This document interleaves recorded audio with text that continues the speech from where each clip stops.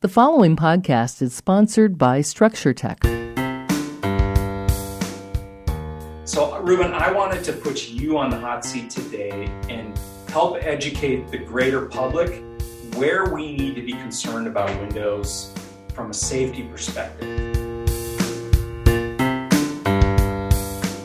Welcome, everyone. You're listening to Structure Talk, a Structure Tech presentation. My name is Bill Ulrich alongside Tessa Murray and Reuben Saltzman.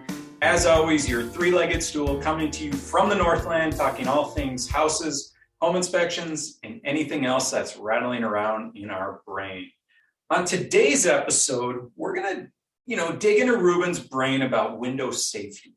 And here's where this came from. I was binging on The Maid recently. Now, this is a Netflix series, which Wait, I find... hold on, Bill. The Maid? The Maid, yes. Okay, all right. Haven't heard of it, but thank you. Okay. My wife was completely into it, so we kind of did this together, our little downtime while our daughter is out at theater class or whatever she's got going on. So we're watching The Maid, and there's a point kind of later in the series where the mom gets into this really manic episode, and she, goes to break into a house that's hers, and she punches her hand through a window, and it just destroys her arm. It's a very gruesome scene. And I was starting to think that would have been helpful to have some tempered glass in that pane of window that she just put her hand through. So I know there's guidance around window safety and glass safety and all these sorts of things. So, Reuben, I wanted to put you on the hot seat today and help educate the greater public where we need to be concerned about windows from a safety perspective. How does the general public prevent a grandkid or a dog or somebody going through a piece of glass that's going to hurt them in a big time way?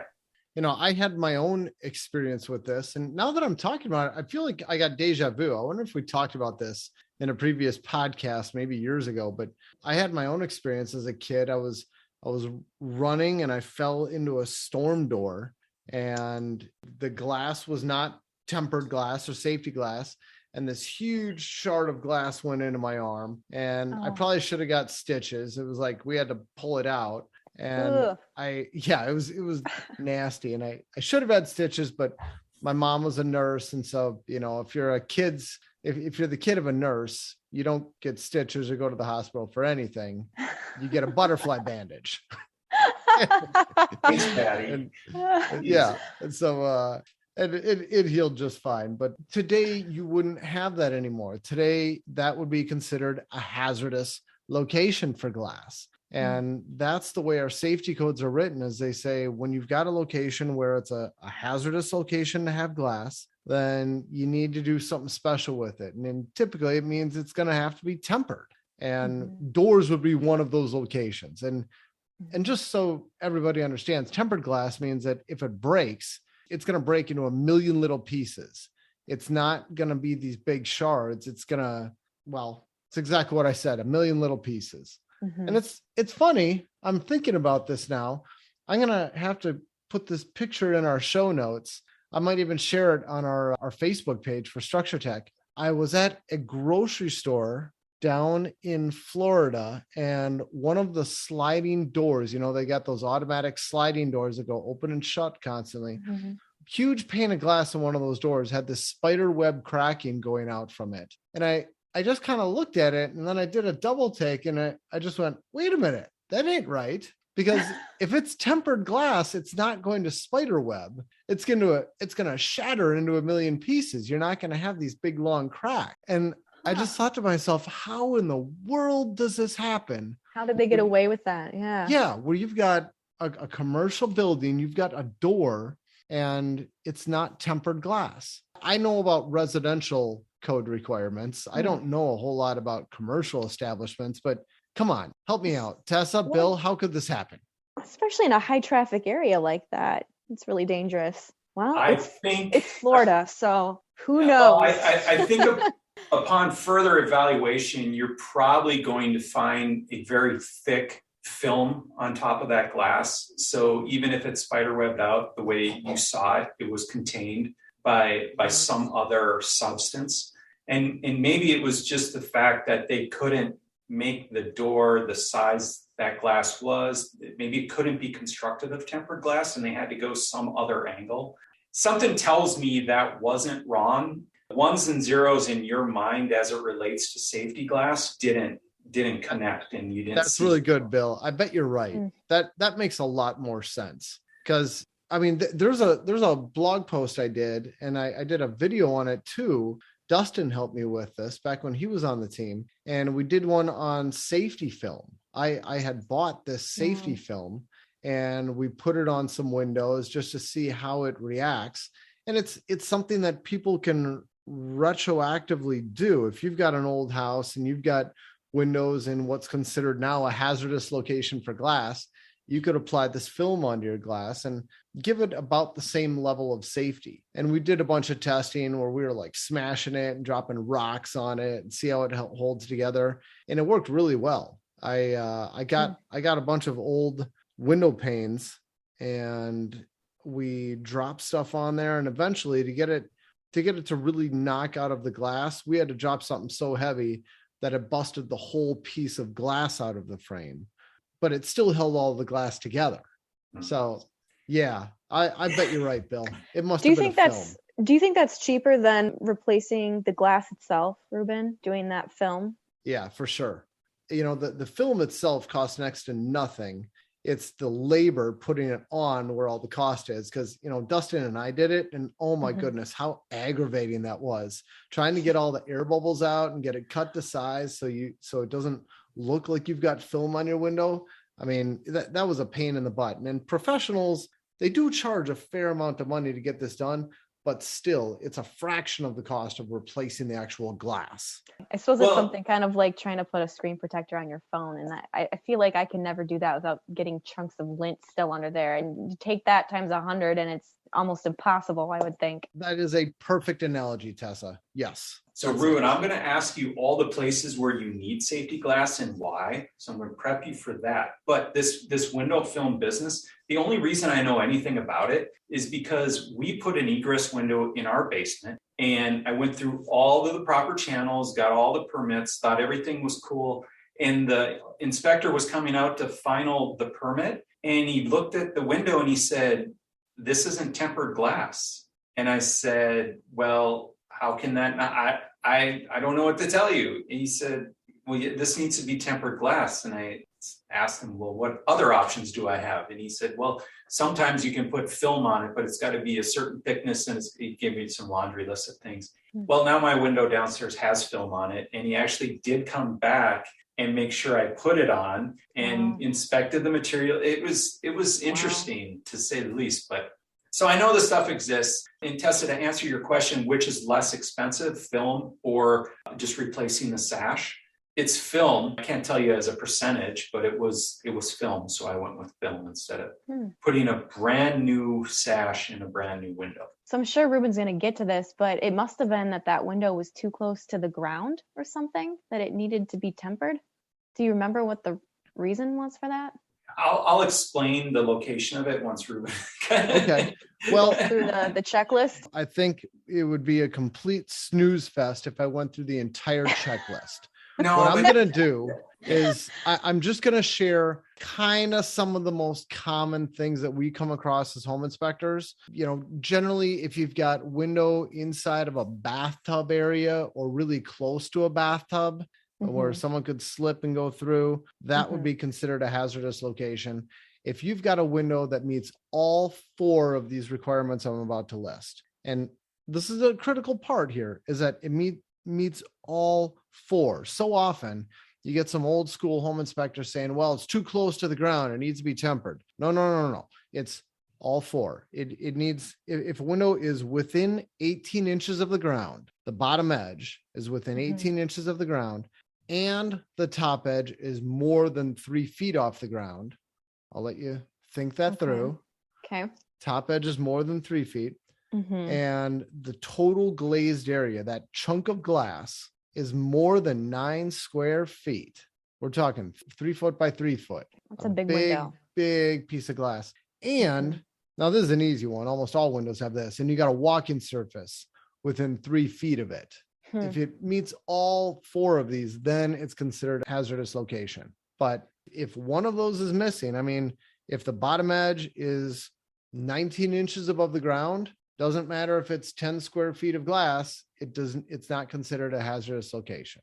So that's one that a lot of home inspectors and other professionals get tripped up on.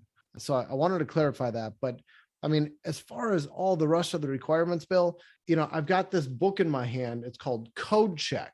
We love Code Check, put out by Skip Walker, past guest on our show, Douglas Hanson.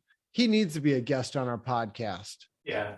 I got to get Douglas Hanson on this podcast. We will get him on the podcast now that we're thinking about it. But they've got these series of books to help building officials and home inspection type people like us get quick answers to stuff. So I pulled out my flip chart here and I turned over to the section on safety glazing, and I'm holding it up for Bill and Tessa. It's like, it is like a full page where it lists all the places where you need to have safety glazing. I mean, there's a ton of hazardous locations, so we won't bore anybody by listing them all. I'll tell you, if you want to figure it all out, you go to chapter 3 in the IRC, the International Residential Code. You turn to section 8. So it's section 308.1 through 4, basically lists a ton of the locations. So that's where you could go if you want to read about it, but I'm not going to put anybody to sleep today. I do have a question about walking surface. Isn't any floor a walking surface? I would say so. Yep. Okay, so then any window that's closer to the floor than 18 inches begins this conversation. Correct. And if it's higher than 18 inches, we don't have a conversation. That's right. Yeah. Okay. But, there's all kinds of stuff that might trigger this. I mean, any wet areas, if it's in a stairwell, that's considered a hazardous location. Lots of other reasons for something to be hazardous. Okay. Well, talk about the stairwell. Does the stairwell need that 18-inch to the floor criteria thing, or is that just a standalone? Yeah, we don't even need to worry about any of that if it's a stairwell. It's basically like if it's a stairwell, then that's a hazardous location, unless the glass, and I got to find it where it says it on the sheet here, but going by memory, I think it's unless the glass is more than 60 inches above your walking surface. Once you're more than 5 feet up, they say it's okay to be in a stairwell without having it tempered, but less than 5 feet, that's hazardous. Okay, now you're piquing my interest. What's a stairwell? I don't know. Stairway? It's the enclosure for a stairway. Okay. You're using specific words there, and this relates to me, and this is why I'm going to keep pushing on this. So it's an enclosure. Is this a landing where a step makes it like a 90 degree or 180 degrees, or is it just where a stairway pours into? Let me read what this says. It says if you have glass that's less than 60 inches, well, actually it says glazing less than 60 inches horizontally from the bottom stair landing, measured in a 180 degree arc from the lowest tread nosing, and 36 inches above the landing, with some exceptions that we're not getting into. So, Bill, I don't know what that means. Well, here's where I got caught up in the mix, because my window, our egress window, is at the base of our stairs, but it goes down it's on the wall where the handrail is. Right. So the handrail goes down, the landing, the floor, the basement floor. And then there's my window on like the left side of you as you're walking down. Like for me to go through that window, falling down my stairs, I would have to bounce off the basement floor, go up 38 or 42 inches with enough force to then break through the glass and fall out into my window well, which is... So is this within 3 feet of the stairway? Yeah, of the steps? It is. It okay. is. Yes. Well, I can't. All right. Well, then it's considered a hazardous location. I can't, explain to you exactly how this fall is supposed to happen. Well, I know. I need to get way more muscular than I am and have more tension in my body to be able to jolt up like that. But when I was talking with the inspector, he was kind of like, "Hey, dude, this is my job. I noticed this. I got to say something. I can't just walk away." I'm like, fine. But it's just, it's ridiculous on the face that that's a dangerous location. I mean, Objection noted. okay, thank you. And I will say that the dude, the inspector who came to my house was a perfectly pleasant person. It wasn't like he was trying to, wield the long arm of the law, so to speak. He just was like, yeah, call me when you do the film thing. I'll come back and sign off on it. I'm like, okay, sounds good. But okay, patio doors. Is every single patio door tempered? They should be. I assume that they always are. I've, for the first, 5, 6, 7 years of my home inspection career, I was very diligent about looking in the corners of the glass on every one of these doors because some instructor at some course told me that this is what I need to do as a home inspector. And after looking at, maybe 1,000 of them and not seeing one that didn't have it, I kind of quit looking for it. I just went, what am I spending my time doing? I've got bigger fish to fry. So as far as I know, all of them are tempered. In the most common spot, Tessa, you find these objectionable windows? What would you say? Well, I think it depends on the age of the house. Obviously, like I was just thinking when we're talking about, windows and stairways, like an image of a house built in like 1900 or 1920 comes to mind, where they always have windows at the top of the landing and windows along the stairway. And a lot of times too, there'll be a window in a shower or above a bathtub enclosure in a house that age. And I have run across some old like French doors in houses that are like 1920s that have glass that doesn't appear to be tempered, that are like original, French doors and storm doors and stuff. But, I'd say newer houses, I pretty much just kind of rely on the fact that builders are hopefully installing the correct kind of glass. And like Reuben said, I'm not checking every single little corner for the little sticker on every potential location where it should be. Maybe I should be doing that, but I just kind of assume that they've installed it correctly. I think Reuben's already said now, don't spend your time on that. Yeah, at least not on the doors. Now, one that we find wrong a lot of the time, though, is in shower areas and bathrooms and those enclosures. A lot of the time we do find those wrong. That's one I do always look for. Yeah. That's wrong because there's a window inside your shower. Okay. I'm not even hope I don't hurt anybody's feelings, but like, can you think of a worse place to put a window? No, Bill, no, I cannot. But, and I'm really not so much thinking about a shower, but I'm thinking about bathtub areas where you've got a bathtub and you got a window above that. Well, I think what you just touched on, Reuben, is that they all started as bathtub areas. And then as time, those are all old houses. And then as our lives became more modern and people added showers, they just, we'll build a surround here and make it nice and watertight. We'll put a shower curtain over this hole in your wall, and that should keep all the water out, right? Right.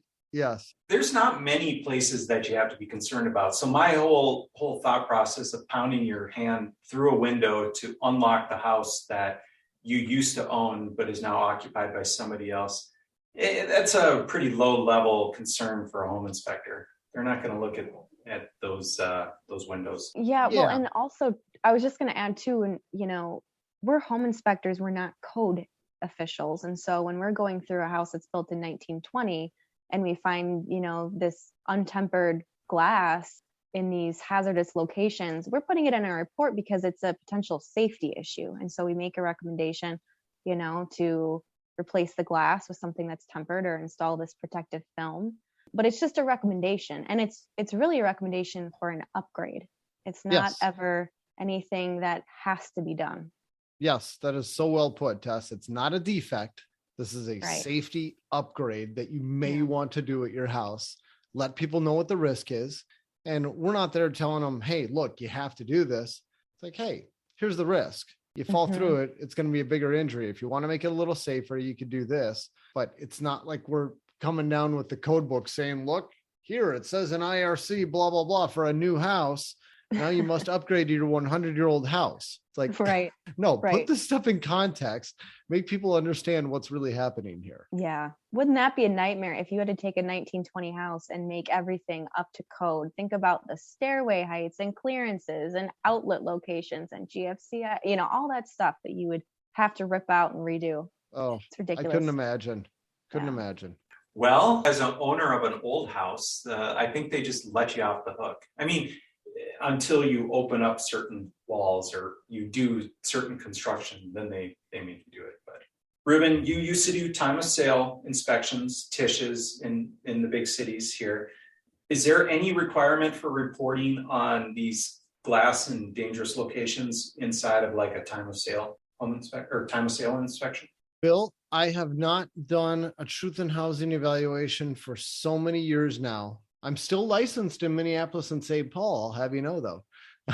But, Does that license ever expire? How long? No, it expires every year and I keep renewing it. Oh. I'm paying insurance for it and I'm renewing my license. I don't know why, Tess. I ought to just quit. Well, it's not an easy license to acquire, if I recall. That's why. Yeah, it was such a pain in the butt. Yeah. But who am I kidding? Yeah. When am I ever going to go back up and do those again? But sorry, I'm getting sidetracked, Bill. I don't know. That was my long-winded answer of saying I don't know. I don't remember there ever being anything about it. I'm sure there's nothing about it in any TISH guideline. I'm sure of it, Bill. Okay. All right. Well, some of this glass at the bottom of steps would probably be useful to know about, but again, it would be a burden to fix any of that. And to fix it right would probably be really expensive. And then who's going to do it and how soon? That couldn't be a required repair. It would just be a nightmare for the city to have to manage. Okay, so there's nothing to worry about. If you, all you got to know is 18 inches, it always starts from the floor, right? 1836, 9 square feet, and walking surface. You got it, Bill. I passed the test. Yeah, awesome. Well done. All right. I do pay attention. You're good. You're good. You've got good retention. Yeah. All right. Well, I think that's going to put a bow on this one. So thank you, everybody, for listening. You've been listening to Structure Talk, a Structure Tech presentation. My name is Bill Ulrich alongside Tessa Murray and Reuben Saltzman. We appreciate you. Anytime you need window safety information, please check out Reuben's blog. For more information on how we can provide you with the right information about your home before you buy or sell, contact us at structuretech.com.